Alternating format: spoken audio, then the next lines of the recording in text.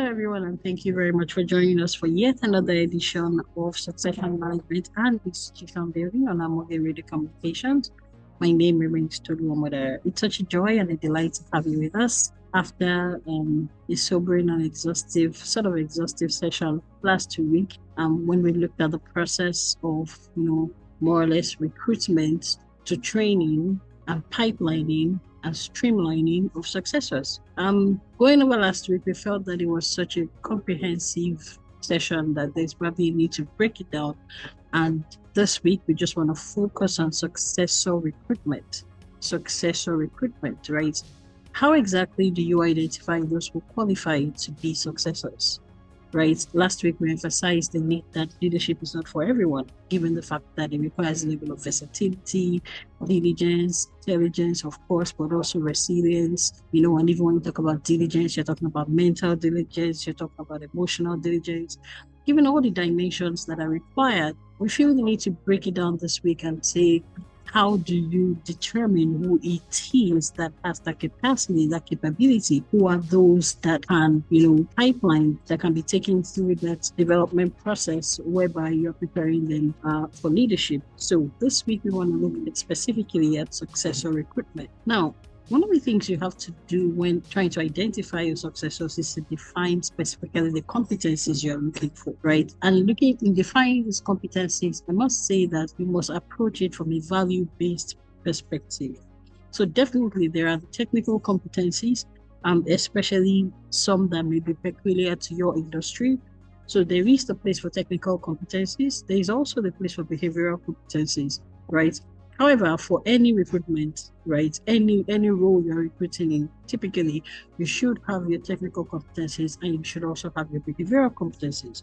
So that cannot suffice, or those two cannot suffice for leadership recruitment.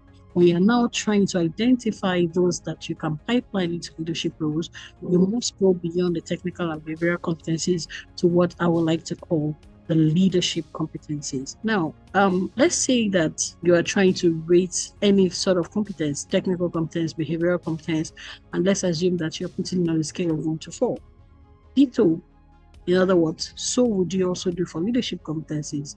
When trying to rate your leadership competencies, you should as well grade them. You should as well have some kind of a rating scale, so to say, right? In other words, what are the kind of skills? What are the kind of attitudes? What is the level of knowledge? Sometimes we use that in recruitment. Sometimes in recruitment, we use the KSA, the knowledge, skills, and attitude, right? So just like you do that for all roles, and you are trying to look at that for, when I say all roles, both leadership and non-leadership roles, so must you also try to do that for your leadership roles. It's important that you say what exactly are the kind of attributes, right?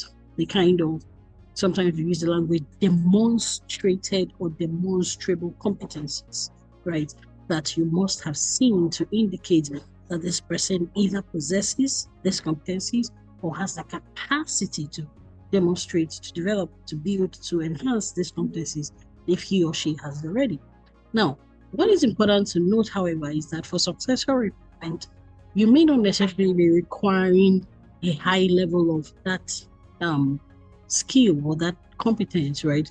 So if you're looking for certain attributes, certain knowledge indicators, and if you rate them on a scale of 1 to 4, for successful recruitment, especially those that are going to pipeline, you may not necessarily need them to demonstrate it at the highest level, right? Especially that's with which we will be recruiting into actual leadership roles. Let me try to break down a bit. So if I'm recruiting for a CEO today, right, and my organization, for instance, has a philosophy whereby we do not necessarily grow our own successors or our own top leaders internally, but we are ready to recruit them externally. So if I'm recruiting for that particular top leadership role, I will be expecting them to demonstrate certain skills, certain attributes, certain competencies at the highest level: change leadership, change management, innovation management, and so many other things I'll be looking for at the highest levels, because I am recruiting into a leadership role. But if I'm recruiting into a leadership successor role, in other words, the person is not going to take the role of leadership, he's not going to step into the role of leadership, he's not going to take the position of leadership immediately. He or she does not necessarily need to demonstrate those leadership competencies at the highest level, right? It doesn't need to have change leadership at the highest level. It doesn't need to have innovation management at the highest level. He or she doesn't need to have conflict management at the highest level, stakeholder management at the highest level, and so on and so forth. However, compared to his or her peers, and take note of this, follow me very carefully, compared to his or her peers, especially those that are competing for the leadership succession position, he or she must have it at the highest level. So for you to qualify to be a leadership potential, for you to qualify to be among those that will be taken through a succession pipelining process, you definitely must demonstrate a significantly higher level of leadership competencies than your peers. Very, very important. Last week we emphasized the fact that this process is highly competitive. I remember saying last week that in an organization that has thousands of employees, literally only one person will be the leader, and maybe maximum of 10 people will be in a leadership team leading thousands of people. So even that kind of high level ratio, right, of leaders to the led, it is very important that the person is as discriminatory as possible. And I'm using that one very, very carefully. Discriminatory as possible. But last week, I remember saying that when you're taking the leaders you're pipelining through that process, right, where you're, streamlining them, not all those that will make it, for instance, to the early management training program should make it to the mid management training program.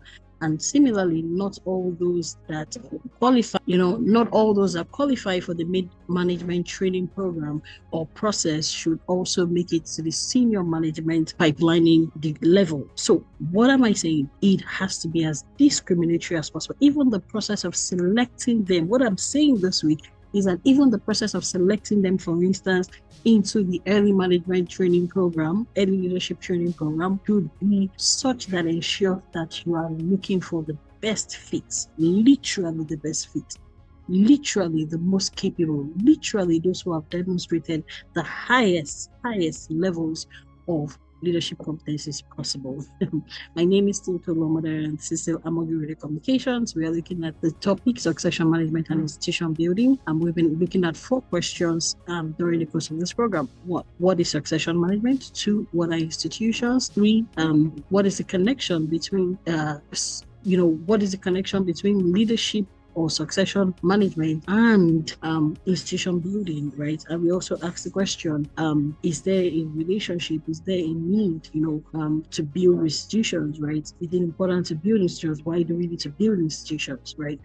And we spent a lot of time on what is succession management. We've talked about succession management being the process by which you have the right leaders at the right place at the right time, right? I'll say that again. Succession management is the process that guarantees that you have the right leaders at the right place at the right time, and you're not scrambling and looking for them when things happen, right? We also talked about institutions, and we say institutions can be described as organizations with staying power. We looked at the other question, why do we need to build institutions? And we emphasize the need for organizational continuity so that whatever you build as a founder, whatever you build as a founding team outlasts you. That is why you need to build institutions. And now we've been looking more at, the process of succession management. How exactly do we manage succession? What does succession management mean? And last week we tried to go into some details about the succession management process so that we have an idea of what it takes to walk through it, right? Now, let's go back to the issue of succession recruitment. I remember being selected for a program, and then when I got the mail, I saw a language in the mail with all sense of humility I was not surprised by, but I took a learning from that. Not that I don't know these things, because these are the things we always share. These are the things we always teach our clients, right? You have to have the courage to differentiate. You have to have the courage to discriminate. You have to have the courage to be very thorough in the process, right? Such that only the very best among the best make it, right? But when I saw that statement, I smiled because I could relate with it, because this is what we teach. So it was some kind of a leadership fellowship, and when I got the mail, I was told you have been selected from among a very strong group of nominees. And I smiled. And I'm saying that, and this is a global institution, by the way, saying that. I'm saying that to say that anytime you're talking about leadership, especially successor recruitment, be ready to send that kind of mail. When you finally arrive at your decisions, when you finally decide on those who qualify to be your successors, when you finally narrow down on those who you will take through that pipeline process, you must be able to say as an organization that whoever you have selected has been selected from a very strong group of nominees. They didn't just, and I'm literally reading what they said, they didn't just say you have been selected from a strong group of nominees. They actually said to me, you have been selected from among a very strong group of nominees, and this is a global organization. So what is my point? That process must be thorough. That process must be highly discriminatory. That process must be such that you're taking the best from the best from the best. Because like I said, leadership is a weight. Leadership is a responsibility. Leadership requires everything. So you cannot just choose the best. You must be ready to choose the best of the best of the best. I'll give you another example, and this was about 20 years ago. I remember being in a global management training program 20 years ago, and they had, let me give you an idea of the selection process, just so you understand the level of rigor that this demands of you. When I remember when we were, invited to the first step of the process, there were about 600 of us, literally about 600 of us in the hall that day.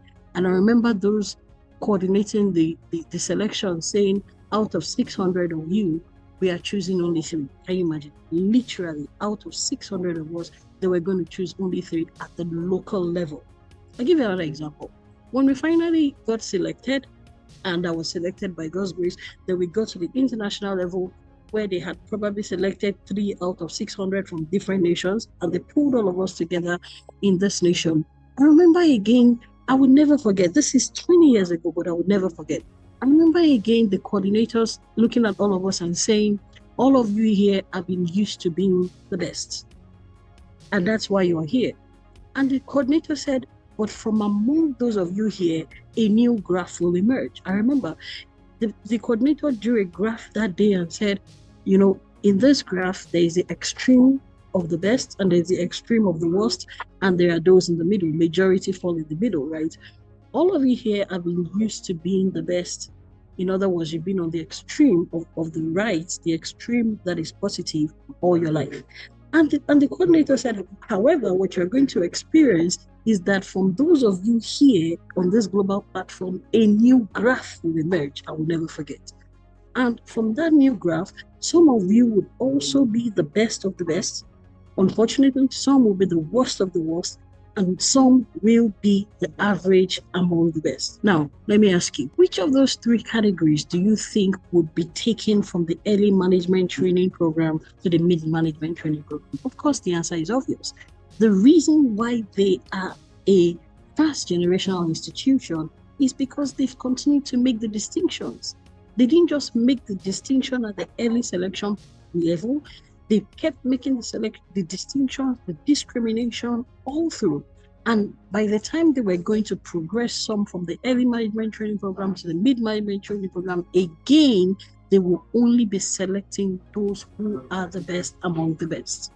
Not those who have now become average among the best, or of course, not those who have become the worst among the best. They would literally be selecting only those who are the best among the best. So the successful recruitment process has to be very, very thorough. That's the point I'm making.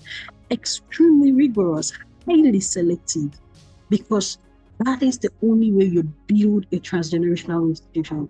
A transgenerational institution that will remain responsive to change, that will remain ahead of change, as a matter of fact, that will continue to be creators of change, right, rather than reactors to change, has to have a process whereby the successors, those who are in the pipeline for leadership succession, are raised with all of these qualities, but to begin with, they demonstrate it.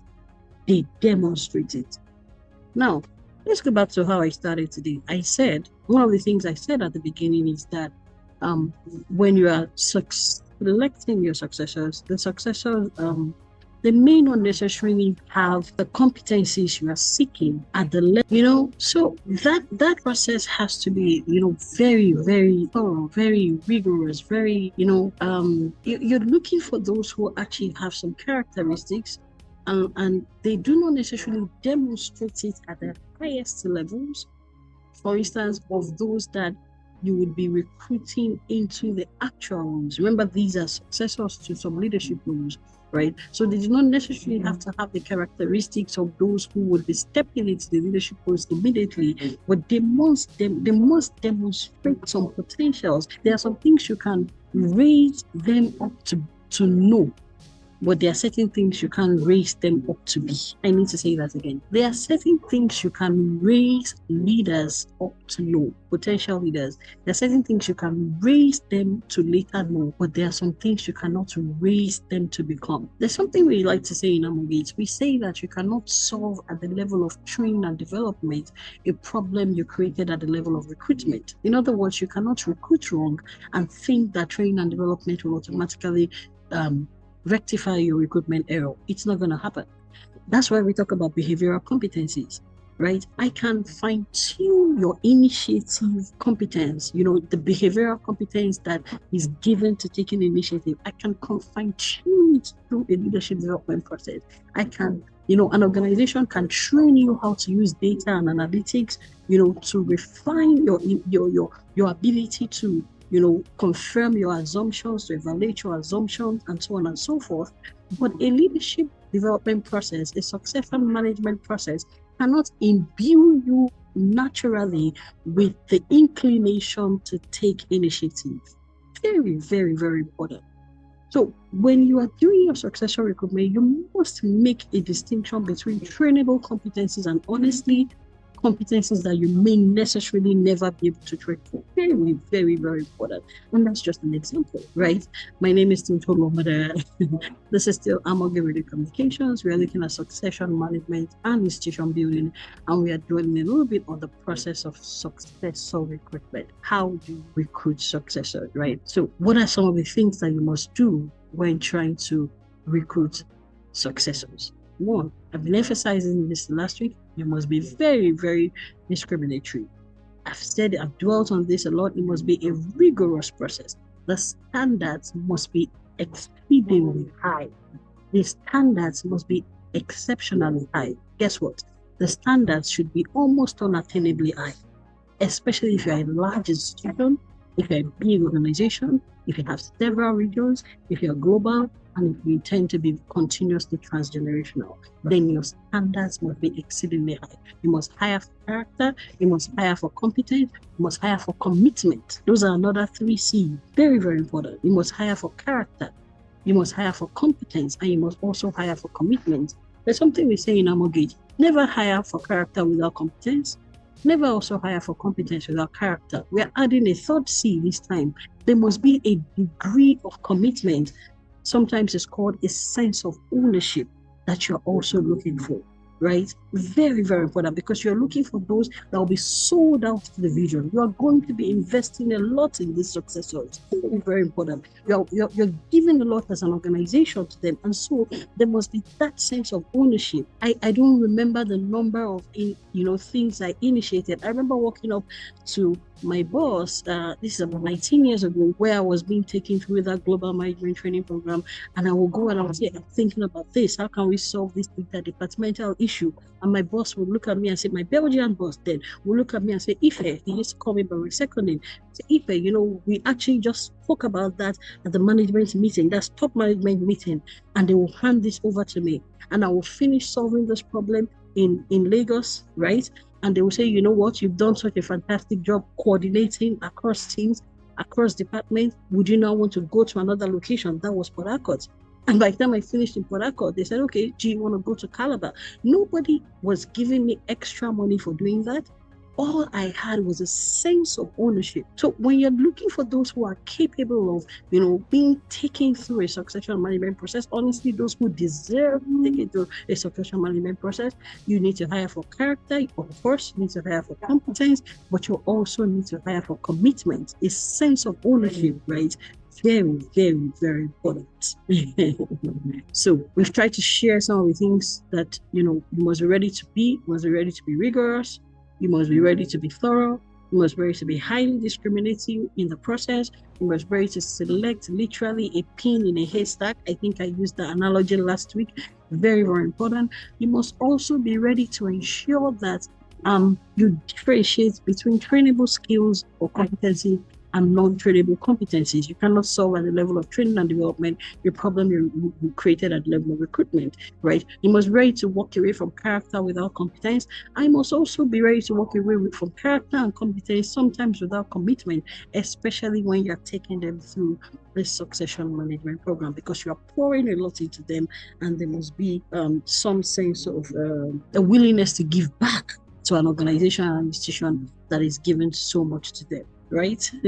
There's so much to share. As one who has been through such a program, not once, not twice, I've been through several of such programs in my lifetime. And as one who has also taken others through that process severally, and as an individual, as an organization, we continue to take people through a succession management training program. We have an idea of what it takes to build successors. Well, I think a part of me wants to call it a day at this point, so that you go back and reflect on this. As always, we're ready to work with you. We're ready to support you. We're ready to help you create frameworks, processes, policies for implementing succession management, conceptualizing it to begin with, like we started with last week, articulating your succession management philosophy, translating the policies, translating the processes, implementing this, right? Evaluating it, assessing it, looking at what worked, what didn't work, fine-tuning whatever you have had, and taking it to the next level. This is very non-negotiable for an organization that wants to become an institution, and for an institution that wants to continuously be transgenerational. Well, it's on this note that we call it a day on today's edition of Succession Management and Institution Building. It's been a joy, it's been a delight to discuss this, to bring this to you. We hope that you have learned, we hope that you have gained, and we hope that will continue to join us even as we dwell on this all-important topic for organizational continuity. Thank you very much. My name is Tolu Omodara. We look forward to hearing from you. We're on Facebook, we're on LinkedIn, we're on Instagram. Our name is Amogate. You can reach us on +234 810 You can also send us an email, contact@amogate.org, or you can simply send us a message on any of our social media platforms. Thank you for doing this with us, and please continue to think succession and think institutions. Thank you and goodbye.